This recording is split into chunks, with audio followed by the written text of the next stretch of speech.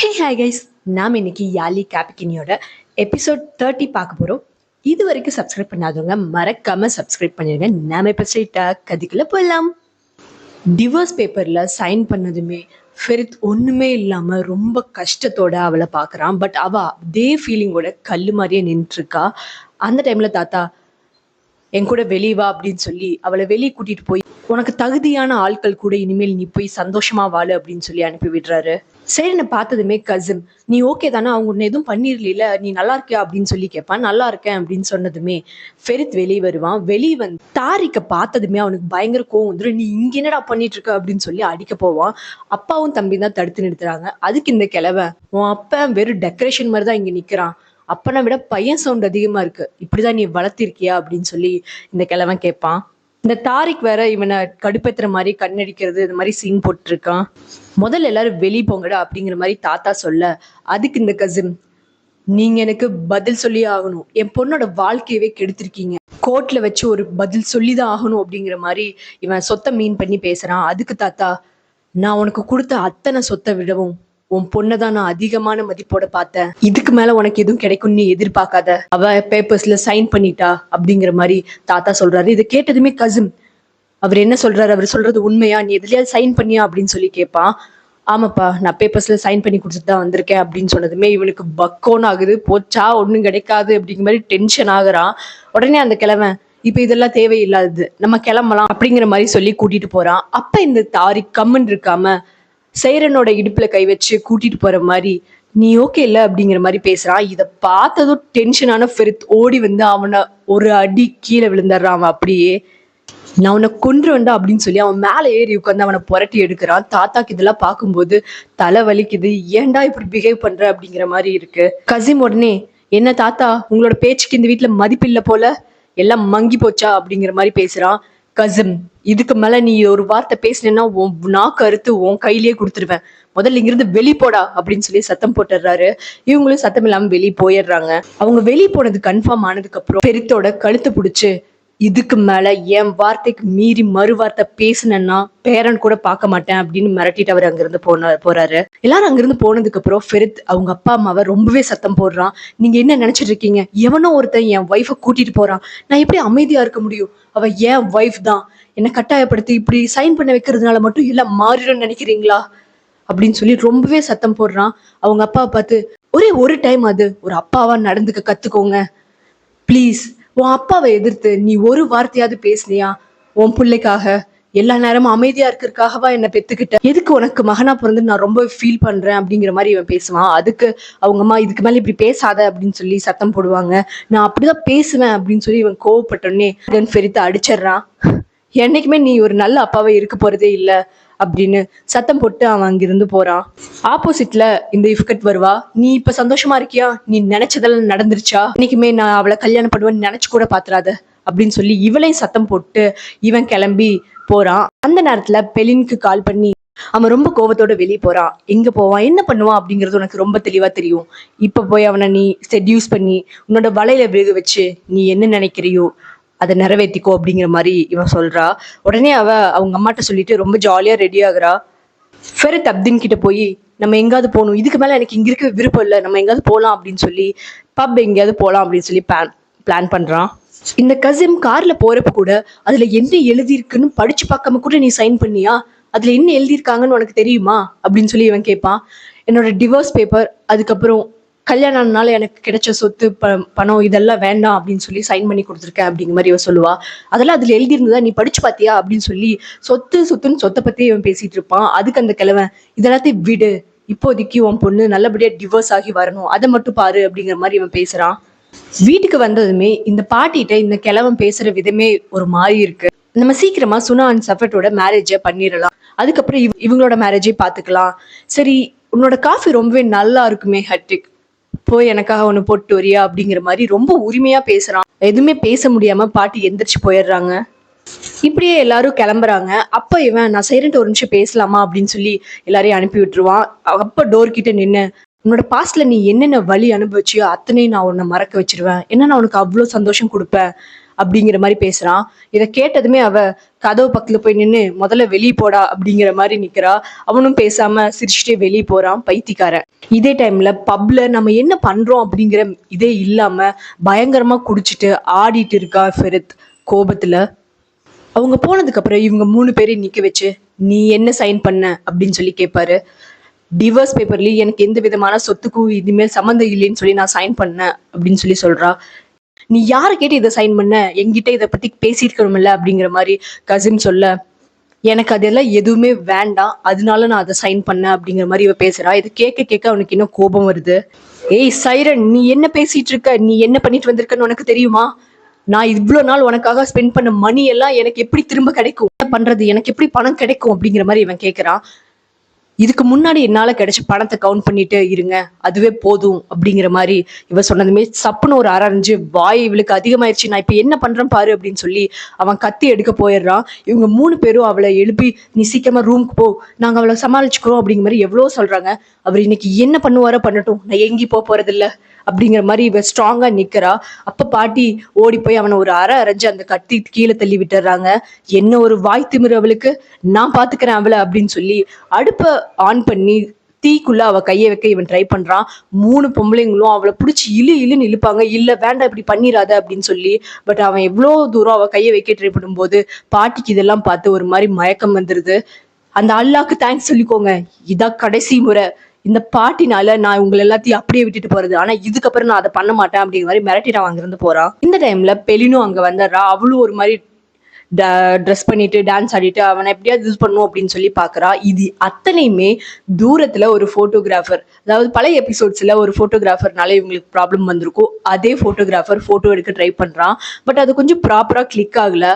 அதனால தனியா கூட்டிட்டு போய் பெலின்ட்டு பேசுறான். இங்க பாரு, இப்படிலாம் எனக்கு இருந்தா அது பெருசா நியூஸ் ஆகாது, நீ ஃபர்ஸ்ட் ஆஃப் ஆல் அவன்கிட்ட க்ளோஸ் ஆயிரு, டான்ஸ் ஆடு, அப்படிலாம் இருந்தீங்கன்னா தான் அந்த போட்டோ சூப்பரா இருக்கும், போ அதை ட்ரை பண்ணு, ஆனா தயவு செஞ்சு அப்தின் கண்ணில் நீ மாட்டிராத அப்படின்னு சொல்லி இவ அட்வைஸ் பண்ணுவா. சரி நான் பாத்துக்கிறேன், நீ எப்படியாவது அவன்கிட்ட க்ளோஸ் ஆரு, அப்பதான் நான் அதை போட்டோ எடுக்க முடியும் அப்படிங்கிற மாதிரி சொல்றா. ஏன்னா இதை போட்டோ எடுத்து பப்ளிஷ் பண்ணா அதுக்கப்புறம் வேற வழி இல்லை, இவன் கல்யாணம் பண்ணிதான் ஆகணும் அப்படிங்கிற மாதிரி இவங்க பிளான் பண்றாங்க. சரி ஓகே, நீ இவளும் போய் இவன் முன்னாடி க்ளோஸா கொஞ்சம் ஆஃப் நியூடா ட்ரெஸ் பண்ணிட்டு டான்ஸ் ஆட ஆரம்பிக்கிறா. இது எல்லாத்தையும் பாக்குறப்போ அவன் செய்ரன் கூட டான்ஸ் ஆடின விஷயங்கள் தான் ஞாபகம் வருது. அவளை நினைச்சிட்டு தான் இவளை பார்த்துட்டு இருப்பா. பட் இது தெரியாம இவள் லூஸ் மாதிரி ஆடிட்டு இருப்பா. இந்த டைம்ல பின்னாடி இவளோட ஃப்ரெண்ட் கிட்ட யாரோ வம்பிழுத்துட்டு இருப்பாங்க. அதை பார்த்து கோவப்பட்டு அங்க இருக்கிறவங்க கூட இவன் சண்டை போடுவான். கூடவே அப்தினும் வருவான். பட் ஃபெரித்தை அடிச்சிருவாங்க. திருப்பி அவன் அடிக்கிறது கூட அவனுக்கு கை வராது, ஏன்னா செய்றன்னு நினைச்சிட்டே அந்த அடியையும் வாங்கிட்டு இருப்பான். இது அத்தனையுமே அவன் போட்டோஸா எடுத்துடுறான். இந்த டைம்ல இவங்க எல்லாரும் வீட்டுக்கு வந்துடுறாங்க. வந்ததும் இந்த சஃபட் முட்டா பையன், அவரோட கால் எப்படி 38.5 இருக்கும்மா, அப்படி இருக்கு, அவ வெறும் கால இந்த வீட்டுக்குள்ள நடந்தான்னு வச்சுக்கேன் சூப்பரா இருக்கும், அவ காலை பத்தியே பேசிட்டு இருப்பான் லூசு மாதிரி.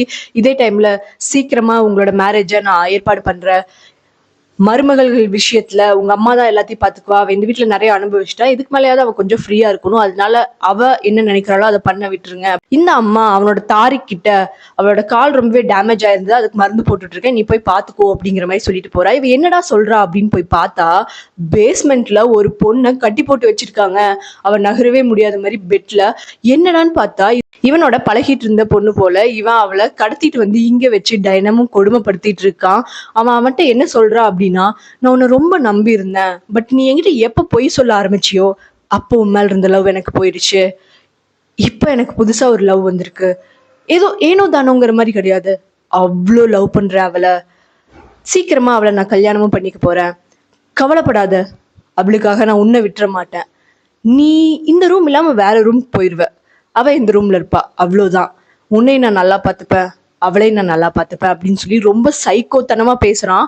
இதை கேட்கிற போது அவளுக்கு அழுகையா வருது, பாவம் அந்த பொண்ணு. இப்படியே இந்த பெலின் எப்படியோ ஃபெரித்தை அவளோட ரூமுக்கு கொண்டு போய் விட்டுட்டு அவன் கூட க்ளோஸா இருக்கலாம்னு ட்ரை பண்ணுவான். பட் அவன் தண்ணி அடிச்சு இதுல தள்ளி போ அப்படின்னு சொல்லி கீழே தள்ளி விட்டுருவான். அவ எதுக்கோ வெளியே போகும்போது லாக் பண்ணிட்டு இவன் மட்டும் தனியா படுத்து தூங்கிடுவான். காலையில எந்திரிச்சு நான் சமைக்கிறேன் அப்படி இப்படின்னு என்னென்னமோ ட்ரை பண்ணுவா. நான் எப்படி இங்க வந்து தூங்குனேன், சரி நான் கிளம்புறேன், நீ எதுவும் எனக்கு சமைக்க வேண்டாம் அப்படின்னு சொல்லிட்டு இவன் அவசரமா கிளம்பி போய் அப்தின் கிட்ட என்ன போயும் பெலினோட வீட்டுக்கா நீ கூட்டிட்டு வருவ அப்படிங்கிற மாதிரி இவன் சத்தம் போட்டு அவன் அங்கிருந்து போறான்.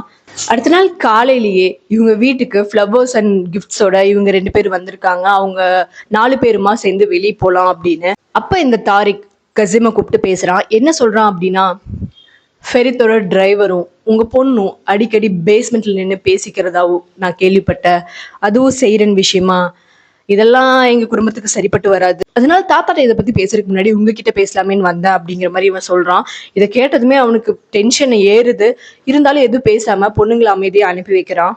இப்படியே மார்னிங் வீட்டுக்கு வரான் ஃபெரித். நீ இந்த காலையில் நேரத்துல ஏன் விடிய வரல அப்படிங்கிற மாதிரி கேட்பாங்க. இதெல்லாம் கேட்கறதுக்கு உங்களுக்கு என்ன ரைட்ஸ் இருக்கு? என் வாழ்க்கையில பண்ண வேண்டிய எல்லாத்தையும் சரியா பண்ணிட்டீங்களா? இதெல்லாம் என்கிட்ட கேட்கறக்கு போங்க போங்க அப்படிங்கிற மாதிரி ரொம்ப இதா பேசி அனுப்பி விட்டுறான். இதே டைம்ல தாத்தாவும் கூப்பிட்டு நைட் ஃபுல்லா வராம எங்க போனேன் அப்படின்னு சொல்லி கேட்பாரு. நான் ரொம்ப குடிச்சிருந்ததுனால நைட் பெலின் கூடயே தங்கிட்டேன் அப்படிங்கிற மாதிரி சொல்றான்.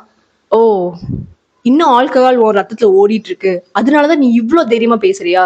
என்னாச்சு? நேத்து ஃபுல்லா என் பொண்டாட்டின்னு கூப்பாடு போட்டு இருந்த, இப்ப இந்த தண்ணி அடிச்சது உனக்கு எல்லாம் மறந்து போச்சா அப்படிங்கிற மாதிரி இந்த தாத்தா கேட்பாரு. நீங்க சொன்ன மாதிரி இந்த தண்ணி அடிச்சதுனால நான் எல்லாத்தையும், அதாவது என்னை இத்தனை கஷ்டப்படுத்தி நீங்க பண்ண வச்ச இது அத்தனையும் நான் மறந்துருந்தா நல்லா இருந்திருக்கும். ஆனா என்னால முடியல. எதையும் மறக்கல, உங்க யாரையும் நான் மன்னிக்கவும் இல்லை. நான் போறேன் அப்படின்னு சொல்லிட்டு இவன் பாட்டுக்கு அங்கிருந்து போயிடுறான். அவன் இப்படி பேசுவான் அப்படின்னு சொல்லி தாத்தா எக்ஸ்பெக்ட் பண்ணவே இல்லை. இந்த டைம்ல இந்த கசிமும் ஜெரினும் மீட் பண்ணி பேசுறாங்க. இந்த மாதிரி நடந்தது எல்லாத்தையும் இவன் சொல்றான். அதுக்கு அவங்க சரி பாத்துக்கலாம் அப்படிங்கிற மாதிரி சொல்லிட்டு அவன் கூட க்ளோஸா இருக்கிற மாதிரி இந்த ஜெரின் பேசுறாங்க. அவனை பிடிச்சிருக்கு அப்படிங்கிற மாதிரி இவ பேசுறா. அதுல அவனுக்கும் கொஞ்சம் ஹாப்பியா இருக்கு. சரி ஓகே, நம்ம போய் ஏதாவது பர்ச்சேஸ் பண்ணிட்டு டைம் ஸ்பெண்ட் பண்ணிட்டு வரலாம் அப்படின்னு சொல்லிட்டு 2 பேரும் வெளியே கிளம்புறாங்க. இந்த டைம்ல இவனோட போட்டோஸ் இப்படி பப்ளிஷ் ஆகிருக்கு அப்படிங்கிற நியூஸ் ஃபெரித்துக்கு தெரிய வருது. அவன் தெரிஞ்ச அடுத்த செகண்ட் கூப்பிடுறது செய்றேன் தான். திரும்ப கூப்பிட்டுட்டே இருப்பான். பட் அவ போனை எடுக்க மாட்டா. இவங்க 4 பேரும் மால்க்கு பர்ச்சேஸ் பண்ணாலும் வந்திருப்பாங்க. அப்ப இந்த காட்டுப்பூச்சி ஜெரின் கூட இப்படி பர்ச்சேஸ் பண்ணிட்டு ஸ்பெண்ட் பண்ணிட்டு இருக்கான் டைம் அப்படிங்கிறத மூத்த பொண்ணு சொன்னா பாத்துடுறா. இவங்க ஏதாவது ஸ்நாக்ஸ் சாப்பிடலான்னு ஒன்னா உட்காந்துட்டு இருக்கும் போது இவன் ஏதாவது பேசி ட்ரை பண்ணலாமேன்னு பார்ப்பான். அந்த நேரத்துல அவ சரியா பிடி கொடுத்து பேசாதப்போ இவனோட போட்டோஸ் வெளியானத இந்த தாரிக் காட்டுறான். அதை பார்த்ததுமே அவளுக்கு பயங்கர ஷாக்கா இருக்கு. பட் அவளோட எந்த ஃபீலிங்ஸையுமே வெளிப்படுத்தாம நான் கொஞ்சம் போகணும் அப்படின்னு சொல்லிட்டு அவங்க அக்காவை கூட்டிட்டு அவன் அங்கிருந்து போயிடுறா. போனது டிவோர்ஸ் பேப்பர்ல சைன் பண்ணி 1 நாள் கூட ஆகல. அதுக்குள்ள அவன் பொண்ணுங்க பப்புன்னு சுத்த ஆரம்பிச்சிட்டான். எப்படி அவனுக்கு மனசு வருது அப்படின்னு சொல்லி இவன் ரொம்பவே கோவப்படுறா. இவன் ரூமை விட்டு வெளியே வந்ததுமே அவங்க அம்மா அப்பா இப்படி இந்த மாதிரி உன்னோட போட்டோஸ் பப்ளிஷ் ஆயிருக்கு அப்படின்னு சொல்லி ரொம்பவே டென்ஷன் ஆகுறாங்க. இவன் அதை வாங்கி பார்த்துட்டு பரவாயில்ல, இந்த டைமாவது எல்லாரோட ஃபேஸும் கிளியரா இருக்குல்ல, நல்ல வேலை அப்படின்ட்டு எந்த ரியாக்ஷனும் இல்லாம அவன் பாட்டுக்கு போறான். ஏன்னா இதுக்கப்புறம் இவங்க யாரை பத்தியும் இவனுக்காக நடக்கிற எதை பத்தியும் இவனுக்கு சுத்தமா கவலையே இல்லை. எல்லாத்தையும் வெறுத்த மாதிரி டோட்டலா பேசிட்டு அவன் அங்கிருந்து சேரனை பாக்குறதுக்காக கிளம்புறான். மால்ல இருந்து கிளம்பி நேரம் கீழே வீட்டுக்கு வந்துடுறாங்க. வந்ததும் அவங்கள டிராப் பண்ணிட்டு இவங்க 2 பேரும் கிளம்ப போவாங்க. அப்ப இந்த தாரிக் இவன் கிட்ட நீ போ, நான் வர கொஞ்சம் லேட் ஆகும் அப்படின்னு சொல்லி அனுப்பி வச்சுட்டு ஒரு டெரர் பீஸாவே நின்று இருக்கான். இவன் என்ன பண்ண போறான்னு தெரியல. உள்ள வர சுனாக்கு ஒரு பெரிய அதிர்ச்சி காத்துட்டு இருக்கு. அப்படின்னா வீட்டுக்கு கூட்டிட்டு வந்து பேசிட்டு இருக்காரு கசிம். இவன் உள்ள போனதுமே ஒரு மாதிரி பயப்பட ஆரம்பிக்கிறா.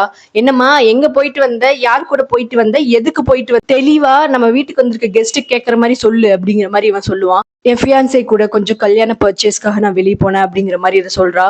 இவன் சொல்ல அவளுக்கு தலை சுத்துது. அதே மாதிரி இதை கேட்க அவனுக்கும் ரொம்ப கஷ்டமா இருக்கு. இதை பேசி முடிச்சதுமே புரிஞ்சுதா, இனிமேல் உனக்கும் என் பொண்ணுக்கும் பேசுறதுக்கு எதுவும் கிடையாது. இதுக்கு மேல ஃபெரித்து செய்யறன்னு எந்த பேச்சும் வரக்கூடாது. இதுக்கு மேல நீங்க கீழ் நின்று பேசுற, அங்க நின்று பேசுற அப்படிங்கிற மாதிரி ஏதாவது நான் கேள்விப்பட்டேன்னு வச்சுக்கோ அப்படிங்கிற மாதிரி இவன் மிரட்டுவா. இதை கேட்டதுமே அவளுக்கு தலை சுத்தி கீழே விழுக போவா. அப்ப இவன் போய் பிடிச்சதுமே எறா கைய, என் பொண்ணு மேல கையெல்லாம் படக்கூடாது, நீ அவங்க வீட்டு நாய், உனக்கு கூப்பிட்டு நான் இவ்வளவு மரியாதை கொடுக்குறேன்னா அதுவே பெரிய விஷயம். இந்த நாய் இனிமேல் என் வீட்டு பக்கம் வரக்கூடாது, புரியுதா, வெளி போட நாயே அப்படின்னு சொல்லி கண்டபடி திட்டி இவன் அனுப்பி விட்டுறான். இதை கேட்க அவனுக்கு தலை சுத்துது. அப்படியே அவன் எதுவும் பேசாம அங்கிருந்து வெளியே போயிடுறான். ஃபெரித், நான் உன்னை பார்க்கணும், கீழே வா அப்படின்னு சொல்லி மெசேஜ் பண்ணியிருப்பான். இவன் கால் பண்ணி உனக்கு என்ன பிரச்சனை, நான் இதுக்காக உன்னை பார்க்க வரணும் அப்படிங்கிற மாதிரி நான் வரமாட்டேன் அப்படின்னு சொல்லி சொல்லுவா. நீ வரல அப்படின்னா நான் மேல வருவேன், எது உனக்கு வசதி அப்படிங்கிற மாதிரி சொல்லணுமே. சரி ஓகே அப்படின்னு சொல்லிட்டு இவ கீழே போறா. இவன் போய் இங்க பாரு, நேத்து நான் ரொம்ப இதா இருந்தேன், அதனாலதான் நான் பப்புக்கு போனேன், தண்ணி அடிச்சு என் ஃப்ரெண்ட ஒருத்தர் கலாய்ச்சான், அதனால அங்க அடிச்சேன், ரொம்ப தண்ணி அடிச்சதுல தெரியாம பெலினோட வீட்டுல போய் தங்கிட்டேன், அதுக்காக நான் அவ கூட ஒன்னா கூட தூங்கல, நான் ஒரு பெட்ல தனியா தான் தூங்குனேன் அப்படின்னு சின்ன குழந்தை அம்மாட்ட சொல்ற மாதிரி எல்லா விஷயத்தையும் அவகிட்ட ஒப்பிச்சிட்டு இருக்கா.